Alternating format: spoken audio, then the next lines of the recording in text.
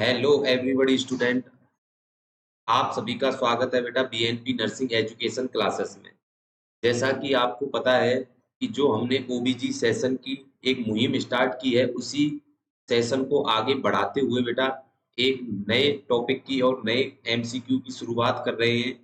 एक नई थॉट, एक नई एनर्जी के साथ आज की हमारी जो थॉट है वो है, यदि जिंदगी में शांति चाहते हो तो लोगों की बातों को दिल पर लेना छोड़ दो। बिल्कुल सही बात है बेटा। आप कंटिन्यू मेहनत करते जा रहे हैं, लगातार मेहनत करते जा रहे हैं, लेकिन आपको सफलता नहीं मिल रही है। ठीक है, तो आपके जो और पास रहने वाले लोग हैं बेटा, वो आपके जो भी मोटिवेशन है, मनोबल है, उसको तोड़ने की हमेशा कोशिश करेंगे। लेकिन आपको उनकी बातों पर ध्यान ना देकर अपनी सफलता की ओर कदम बढ़ाते हुए आगे बढ़ना है। ठीक है, तो हमेशा ध्यान रखना बेटा कि जितना आप मेहनत करोगे, ठीक है, उतनी ही जल्दी आपको बेटा सफलता जरूर मिलेगी। ठीक है, तो इसी सेशन को आगे बढ़ाते हुए बेटा पहला क्वेश्चन ये रहा आपकी स्क्रीन पर। क्वेश्चन को पढ़ें और आंसर दें बेटा। बहुत ही अच्छा क्वेश्चन है। ठीक है, आराम से पढ़ें और आंसर दें। ठीक है, क्वेश्चन है, जो क्वेश्चन है, पहला क्वेश्चन है बेटा, वो यह है कि ए प्राइमी ग्रेविड ग्लैंड। मैंने आपको कई बार बता चुका हूं कि प्राइमी ग्रेविड क्या होता है। ठीक है, कि जो महिला पहली बार क्या हुई है, गर्भवती हुई है। A primi gravid client ask the nurse, nurse से पूछता है इफ सी कैन कंटिन्यू, कि कैन कंटिन्यू मतलब अगर वो क्या continue to have a glass of wine, मतलब वाइन का क्या करे बेटा, ग्लास पिए, विद डिनर, डिनर के साथ मतलब खाना खाने के साथ। कब पिए, ड्यूरिंग द हर प्रेगनेंसी, जब वो क्या है, प्रेग्नेंट है। Which statement would be nurse best response, मतलब कि इस स्टेटमेंट को सुनकर नर्स क्या रेस्पॉन्स करेगी बेटा। ठीक है, तो क्या रेस्पॉन्स करेगी, तो सबसे पहले हम बेटा पढ़ लेते हैं ऑप्शन नीचे से। You may have one drink of 2 ओज ऑफ एल्कोहल पर डे, मतलब कि पर डे आपको 2 ओज ऑफ एल्कोहल लेना है। मतलब कि आपको बेटा 1 ओज बराबर क्या होता है डियर, 30 ml। क्या होता है, 30 ml। तो 2 ओज बराबर क्या हो गया, 60 ml। क्या हो गया डियर, 60 ml। मतलब कि पर डे प्रेगनेंसी के दौरान मतलब 60 ml क्या लेनी है, एल्कोहल लेनी है। बिल्कुल गलत बात है बेटा। ठीक है, तो प्रेगनेंसी के दौरान क्या बेटा, अगर फीमेल प्रेग्नेंट भी नहीं है तब भी एल्कोहल का सेवन नहीं कर सकती। तो इस ऑप्शन इस क्वेश्चन के अकॉर्डिंग जो अपना एक ऑप्शन हो गया डी, वो क्या हो गया बेटा, खोटा हो गया।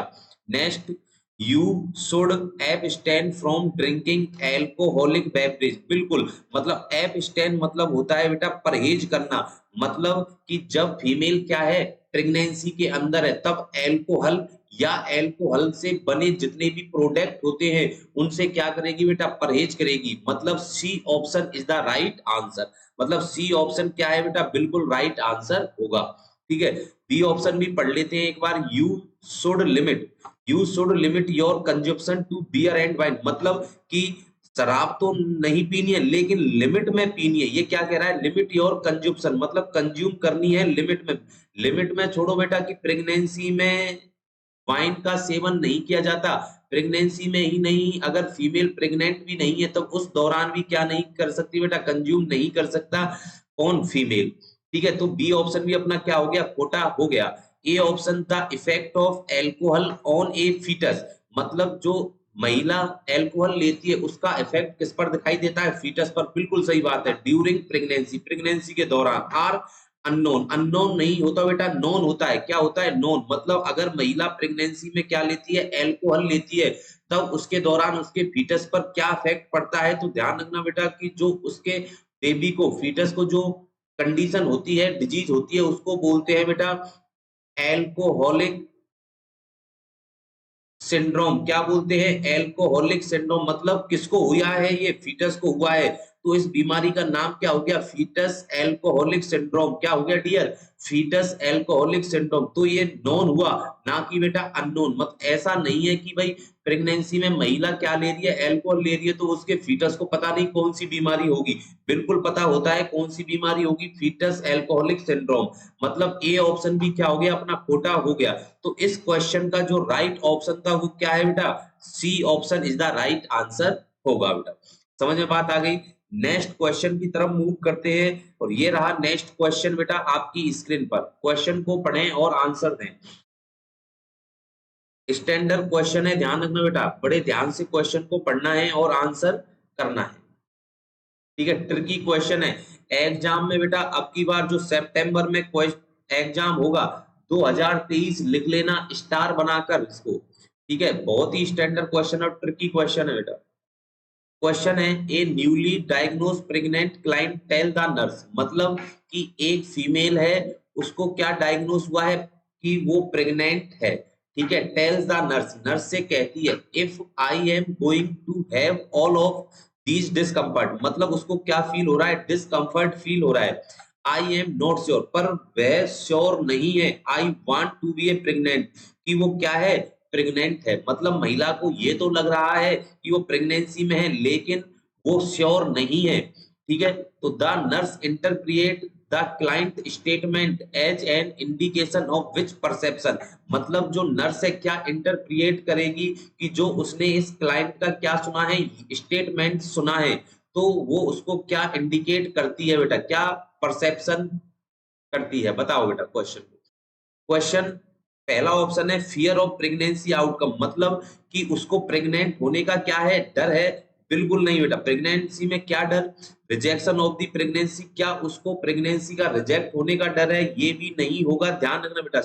क्योंकि ये स्टेटमेंट आप सुनना, if I am going to have all of this discomfort I am not sure I want to be pregnant, मतलब वो श्योर नहीं है, ध्यान रखना। तो इसमें रिजेक्ट होने का तो कोई चांस ही नहीं है। नेक्स्ट डी ऑप्शन है inability to care for the newborn, मतलब कि वो न्यूबॉर्न की केयर करने में क्या है, अनेबल है। पहले उसको बेबी हो तो जाने दो बेटा, पहले कंफर्म तो हो जाने दो कि वो फीमेल क्या है, प्रेगनेंसी में है, तब डी ऑप्शन को आप आंसर लगाना है।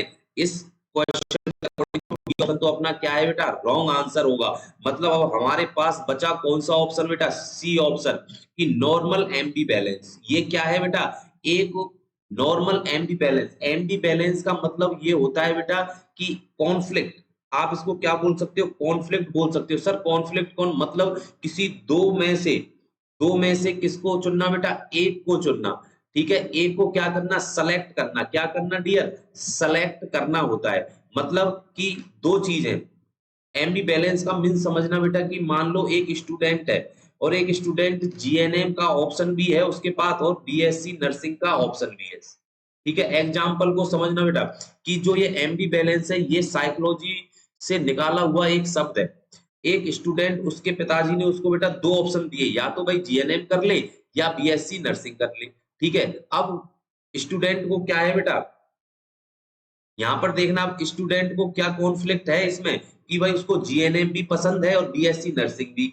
ठीक है, लेकिन उसमें दोनों में से किसी एक को उसको क्या करना है बेटा, सेलेक्ट करना है। एक को क्या करना है डियर, सेलेक्ट करना है, या तो वो जीएनएम ही करेगा या बीएससी नर्सिंग ही। इसी कंडीशन को हम क्या बोलते हैं, एमबी बैलेंस बोला जाता है। क्या बोला जाता है डियर, एमबी बैलेंस। इसीलिए ध्यान रखना ये जो कंडीशन है भाई, I am not sure, sure तो नहीं है, लेकिन I want to be pregnant, लेकिन क्या होना चाहती है, प्रेग्नेंट होना चाहती है। तो ये क्या है बेटा, एक कॉन्फ्लिक्ट है, और ये क्या है, एक नॉर्मल कंडीशन है। तो इसका सी ऑप्शन क्या होगा बेटा, राइट होगा।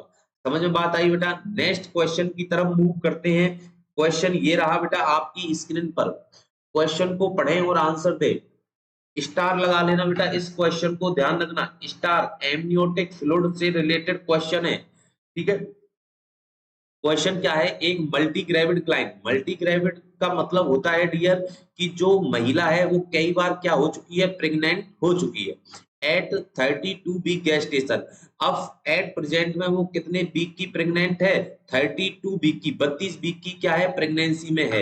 Has experience haemolytic disease of the newborn, haemolytic disease of the newborn, मतलब उसके बेबी को क्या है, क्या हुआ था पहले बेटा, हीमोलाइटिक डिजीज ऑफ न्यूबॉर्न हुई थी, उसके बेबी को पहले हीमोलाइटिक डिजीज हुई थी इन ए प्रीवियस प्रेगनेंसी। ठीक है, प्रीवियस प्रेगनेंसी में पहले।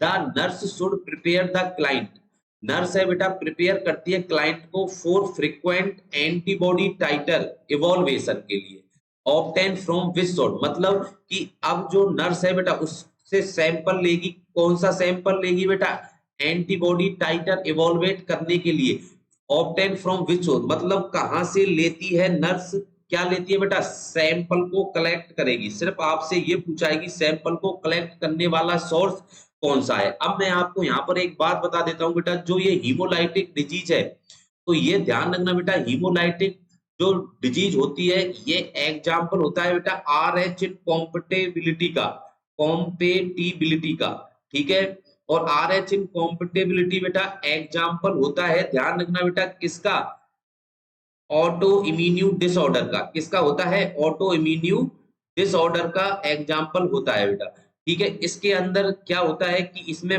मदर तो क्या होनी चाहिए डियर, आर एच नेगेटिव होनी चाहिए। क्या होनी चाहिए, आर एच नेगेटिव। और फादर कैसा होना चाहिए, आर एच पॉजिटिव होना चाहिए, ठीक है। इससे जो फर्स्ट बेबी होगा बेटा वो आर एच पॉजिटिव होगा। क्या होगा, आर एच पॉजिटिव होगा। तो अगर आर एच पॉजिटिव हुआ तो फर्स्ट बेबी तो क्या हो जाएगा डियर, हेल्थी हो जाएगा। ऐसा नहीं है कि भाई first baby R H negative नहीं हो सकता, आर एच नेगेटिव भी हो सकता है या आर एच पॉजिटिव भी होता है। अगर आर एच पॉजिटिव हो भी गया तो वो बेबी कैसा होगा, हेल्थी होगा। लेकिन इत्तेफाक से याद रखना बेटा, अगर सेकंड बेबी, ठीक है, सेकंड बेबी क्या हो गया, आर एच पॉजिटिव हो गया, तो उसको जो बीमारी होगी वो क्या होगी डियर, एरिथ्रोब्लास्टोसिस, एरिथ्रोब्लास्टोसिस फिटेलिस होगी। क्या होगी, एरिथ्रोब्लास्टोसिस फिटेलिस कंडीशन होगी, ध्यान रखना। सर अगर आर एच नेगेटिव हुआ, आर एच अगर नेगेटिव हुआ तो वो क्या होगा, हेल्थी होगा। वो क्या होगा डियर, हेल्थी होगा। समझ में बात आ गई बेटा। तो अब ये इस क्वेश्चन में सिर्फ इतना पूछा है कि एंटीबॉडी टाइटर के लिए वो कहां से सैंपल लेंगे, प्लेसेंटा ब्लड से सैंपल लेंगे, बिल्कुल भी नहीं लेंगे बेटा। एमनियोटिक फ्लूइड से नहीं लेंगे। फीटल ब्लड से कहां लोग ले लोगे बेटा, अभी तो बेबी कहां है, माँ के यूट्रस के अंदर है। मतलब यहां से आप माँ के यूट्रस के अंदर, मतलब निडल को एंटर करके क्या बच्चे से सैंपल लोगे, कल्पना भी मत करना बेटा, नहीं, आपका सैंपल उसके घर वाले ले लेंगे, ठीक है। तो सी ऑप्शन भी क्या हो गया, खोटा हो गया। मतलब D option is the right answer. मतलब सैंपल किसका लेना है, माँ के ब्लड का सैंपल लेना है, ध्यान रखना। और माँ के ब्लड में आपको क्या दिखाई देगी, एंटीबॉडी दिखाई देगी। सर कौन सी एंटीबॉडी होगी, उस एंटीबॉडी का नाम भी लिख लेना बेटा, आईजीजी होगी। कौन सी होगी, आईजीजी। मतलब आईजीजी इम्यूनो ग्लोब्यूलिन, क्या होगा डियर, इम्यूनो ग्लोब्यूलिन गामा। जी को क्या बोलते हैं बेटा, हम गामा, इसीलिए हम आईजीजी लिखा जाता है। अगर आपसे पूछे कि एंटीबॉडी कौन सी होगी तो आईजीजी एंटीबॉडी होगी। सैंपल कहां से लेंगे, मां से लेंगे, मैटरनल ब्लड से लेंगे। इस टेस्ट को एंटीबॉडी टाइटर इवोल्वेशन करने के लिए हम जो टेस्ट करते हैं उस टेस्ट को हम क्या बोलते हैं डियर, तो उसको बोलते हैं कुंभ टेस्ट। क्या बोलते हैं डियर, कुंभ टेस्ट। क्या बोलते हैं, कुंभ टेस्ट बोला जाता है बेटा, ठीक है। तो ये था इस क्वेश्चन का एक्सप्लेनेशन, ठीक है। अब आरएच इनकॉम्पेटिबिलिटी पे पहले मैं कई बार क्लास ले चुका हूं बेटा विद एमसीक्यू सेशन के साथ, तो आप प्रीवियस क्लासों में जाकर इस क्वेश्चन को वहां से या आरएच इनकॉम्पेटिबिलिटी के एग्जांपल को वहां से रीड आउट कर सकते हो, ठीक है बेटा। नेक्स्ट क्वेश्चन की तरफ मूव करते हैं। ये रहा नेक्स्ट क्वेश्चन बेटा आपकी स्क्रीन पर। क्वेश्चन को पढ़ें और आंसर करें बेटा, बहुत ही स्टैंडर्ड क्वेश्चन है, ध्यान रखना, ठीक है। स्टार लगा लेना बेटा इस क्वेश्चन को भी, स्टार 5 स्टार लगाकर चलना, ठीक है। क्वेश्चन है which diagnostic test would be most important for a 40-year old primary gravid client to have in the second trimester of her pregnancy। इस क्वेश्चन में सिर्फ इतना पूछा है कि एक 40 साल की प्राइमरी ग्रेविड क्लाइंट है, मतलब 40 साल उम्र है महिला की, वो पहली बार क्या हुई है, गर्भवती हुई है। तो सेकंड ट्राइमेस्टर में, और उसके क्या चल रहा है, सेकंड ट्राइमेस्टर चल रहा है। इट मीन सेकंड ट्राइमेस्टर कब से कब तक होता है, 13 से 28 वीक तक होता है बेटा। कितना होता है, 13 से 28 वीक तक होता है, ध्यान रखना। तो ये पूछा है कि सेकंड ट्राइमेस्टर में कौन सा टेस्ट करेंगे, तो ऊपर से ही देखते हैं बेटा, बीटा स्ट्रैप स्क्रीनिंग टेस्ट बिल्कुल भी नहीं बेटा। ये टेस्ट है जो ये कब किया जाता है, थर्ड ट्राइमेस्टर में किया जाता है। कब किया जाता है डियर, थर्ड ट्राइमेस्टर में किया जाता है, थर्ड ट्राइमेस्टर में किया जाता है। और यहाँ पर हमने क्या पूछा है, सेकंड ट्राइमेस्टर, इसलिए ए ऑप्शन तो क्या हो गया, खोटा हो गया। Next chorionic villus sampling, chorionic villus sampling बेटा 10 से 11 वीक पर किया जाता है। इट मींस फर्स्ट ट्राइमेस्टर में। कब किया जाता है? फर्स्ट ट्राइमेस्टर में किया जाता है, इसलिए बी ऑप्शन भी अपना क्या हो गया? खोटा हो गया। Next ultrasound testing, ultrasound testing भी कब की जाती है? फर्स्ट ट्राइमेस्टर में की जाती है। कब की जाती है? फर्स्ट ट्राइमेस्टर में की जाती है, इसीलिए सी ऑप्शन भी क्या हो गया? खोटा हो गया। सीधा सा इसमें पूछा था कि सेकंड ट्राइमेस्टर में कौन सा, तो सेकंड ट्राइमेस्टर में किया जाता है बेटा क्वाड्रिपल स्क्रीनिंग टेस्ट। क्या किया जाता है? क्वाड्रिपल स्क्रीनिंग टेस्ट किया जाता है, इसलिए D option is the right answer होगा बेटा, डी ऑप्शन। क्वाड्रिपल टेस्ट क्या होता है? इसमें बेटा 4 कंपोनेंट होते हैं। कितने कंपोनेंट? 4 कंपोनेंट। 4 कंपोनेंट का इवोल्वेट किया जाता है। सर 4 कंपोनेंट कौन कौन से होते हैं? पहला होता है बेटा इसमें क्या? Inhibin A, inhibin A hormone होता है। नेक्स्ट होता है बेटा बीटा एससीजी को भी इवोल्वेट किया जाता है। नेक्स्ट होता है बेटा इसमें क्या? एस्ट्राडाइयोल। क्या होता है डियर? एस्ट्राडाइयोल होता है। और नेक्स्ट 4 जो इसमें होता है वो होता है बेटा कौन? देखो इनहिबिन ए हो गया, बीटा एससीजी हो गया, एस्ट्राडाइयोल हो गया, ठीक है। इसके अलावा जो एक और होता है बेटा उसको हम बोलते हैं, जो एनटीडी के लिए क्या है? रेस्पॉन्सिबल होता है। क्या होता है? रेस्पॉन्सिबल होता है। उसका हार्मोन का नाम आपको बेटा कमेंट बॉक्स में लिखना है कि सर उसके लिए कौन सा हार्मोन क्या होता है? रेस्पॉन्सिबल होता है, ठीक है। तो ये 4 जो हार्मोन होते हैं भाई, इसी को बोलते हैं क्वाड्रिपल स्क्रीनिंग टेस्ट। जो कब किया जाता है डियर? ये किया जाता है बेटा सेकंड ट्राइमेस्टर में। ये कब किया जाता है? सेकंड ट्राइमेस्टर में किया जाता है। इसीलिए ध्यान रखना बेटा कि इस क्वेश्चन का जो राइट ऑप्शन है वो क्या होगा? D option is the right answer होगा, ठीक है। नेक्स्ट क्वेश्चन की तरफ मूव करते हैं, और ये रहा बेटा नेक्स्ट क्वेश्चन आपकी स्क्रीन पर। क्वेश्चन को पढ़ें और आंसर दें बेटा, इंपॉर्टेंट क्वेश्चन है, ध्यान रखना।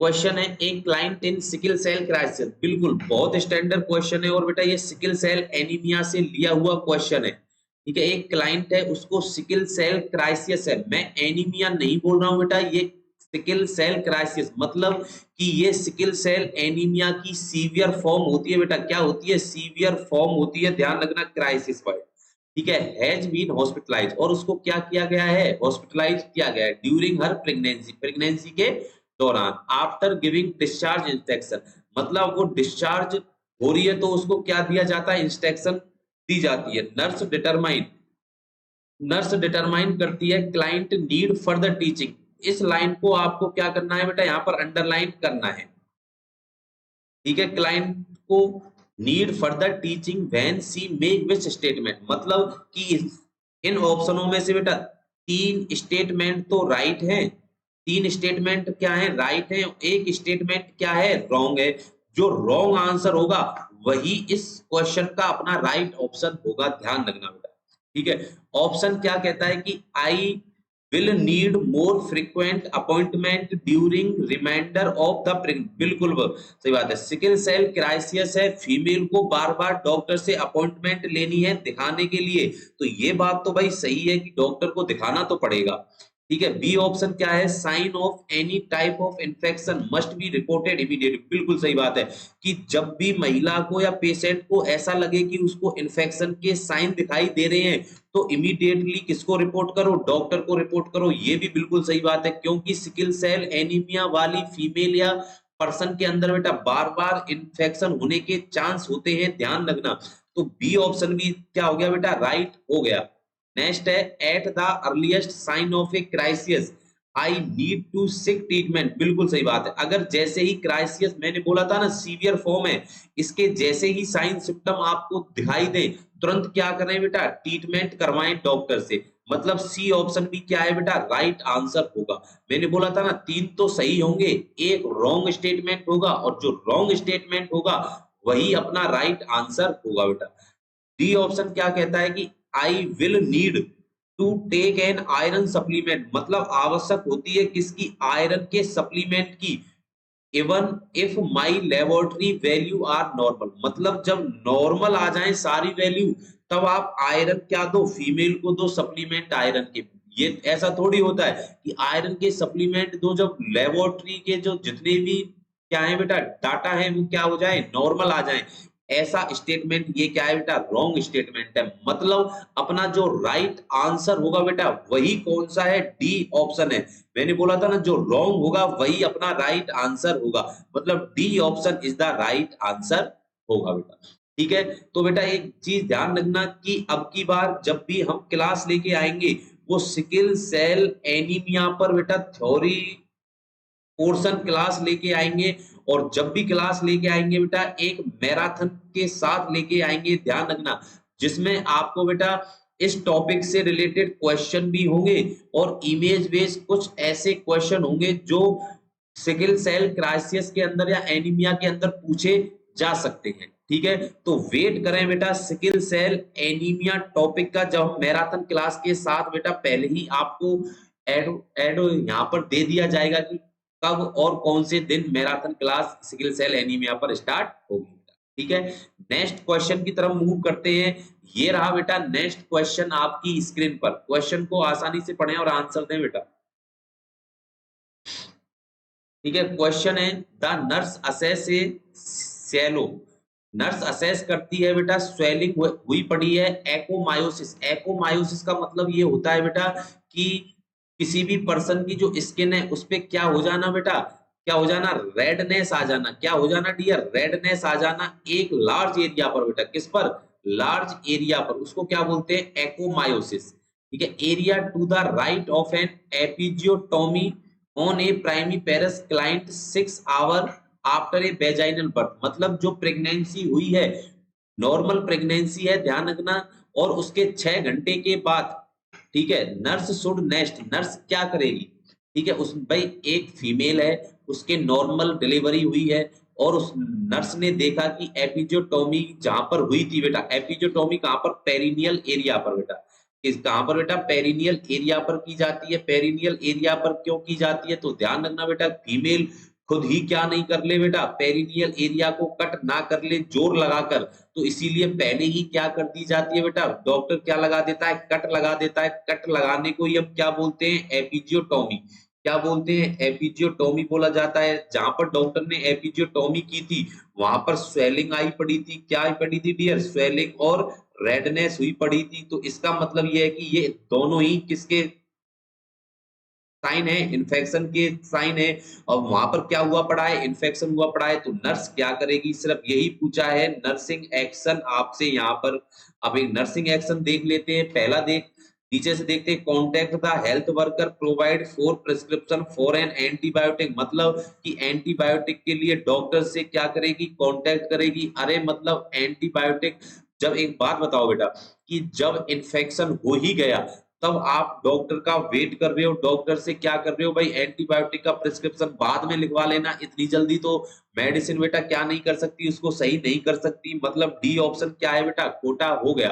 Next, have the client take a warm sitz bath, मतलब आप उसको गर्म पानी में क्या करोगे बेटा, बैठाओगे, सिट्स बाथ दोगे। सिट्स बाथ ध्यान रखना बेटा गर्म पानी में नहीं देते, तो गुनगुने पानी में, मतलब लुक वार्म पानी में देते हैं। ध्यान रखना बेटा किसमें, लुक वार्म वाटर में देते हैं। तो इसका मतलब वार्म वाटर तो ज्यादा गर्म हो जाएगा, तो उसको क्या होने के चांस रहेंगे बेटा, जहां पर एपिजियोटोमी हुई है वहां पर जो बेटा क्या लगाए हैं, स्टेचेस लगाए हैं, क्या लगाए हैं डियर, स्टेचेस लगाए हैं, तो वहां से ब्लीडिंग होने के चांस रहेंगे, इसलिए वार्म सिट्स बाथ। तो ये ऑप्शन भी क्या हो गया बेटा, खोटा हो गया। नेक्स्ट है असेस द क्लाइंट टेम्परेचर, बिल्कुल सही बात है बेटा, हमें पेशेंट के महिला के टेम्परेचर को क्या करना है, असेस करना है। मतलब आपने टेम्परेचर असेस कर लिया, लेकिन मेरे को आप ये बताओ कि आपने स्वेलिंग के लिए क्या किया है डियर, आपने रेडनेस के लिए क्या किया है, सिर्फ आपने टेम्परेचर तो चेक किया है।